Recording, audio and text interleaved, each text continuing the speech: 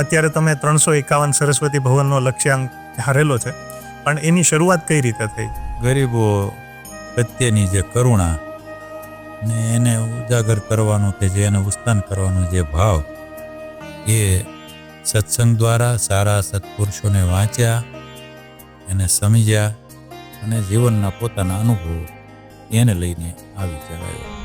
એટલે અંતરિયાળ વિસ્તારની અંદર અત્યારે તમે બધા બાળકો માટે થઈ અને સ્કૂલ જે બનાવો છો, આ શું કામ કરવું જોઈએ? તો એ વધારે પ્રેરણા સ્ત્રોત કોણ હતું? ટૂંકમાં કહો તો સંત શ્રી વિનોબા ભાવે, સ્વામી વિવેકાનંદ અને જેઓના હાથે જ્યારે મહારાષ્ટ્રથી ગુજરાત જુદું પડ્યું અને એ ગુજરાતનું ઇનોગ્રેશન, જેને કહેવાય લોકાર્પણ, ઉદ્ઘાટન થયેલું જેના હાથે, એવા રવિશંકર મહારાજ ગુજરાતના હતા.